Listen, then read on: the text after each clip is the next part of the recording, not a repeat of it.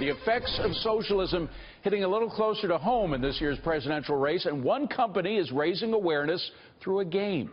Diogenes Games is putting a spin on the classic Monopoly in Socialism, the game. The game is seeking $10,000 in pledges on Kickstarter. It's already raised about one-third of its goal. John Elliott is founder and CEO of Diogenes Games, and he joins me now. John, good to see you. Great to be here. So first of all, Monopoly is somewhat of a misnomer because socialism is really the ultimate monopoly, isn't it? It's not capitalism, it's socialism. You can't compete with the government. That's right. The government is the first, last, and only real monopoly, isn't it? Is that your point? I mean, do you start this more than just a business venture? Is something that you have a personal philosophy about? You know what? This started with a bunch of us watching these candidates. It's absolutely crazy. By the way, we see the two candidates on the cover there. Not to say anything about, although Bernie is an admitted socialist, Hillary, I guess, claims she isn't. But there in the background, by the way, you can see pictures of Michael Moore, Reggie Jackson, Al Sharpton, and others. Yeah, so we're watching these candidates, and this is crazy.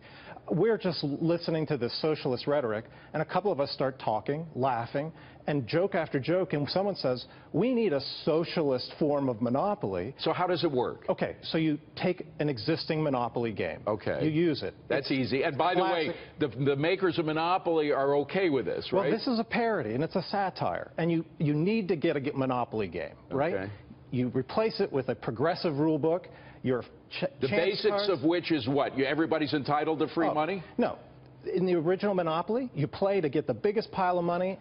In socialism, you basically play until everyone has $300 and the government owns everything.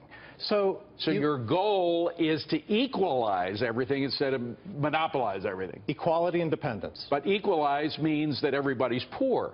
Everyone's poor, and everyone just gets a participation award in the end. Isn't that kind of the point of socialism?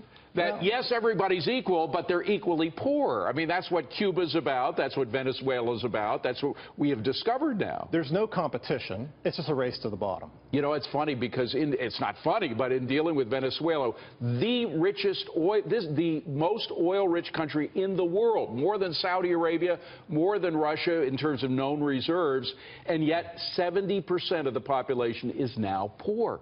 That's what.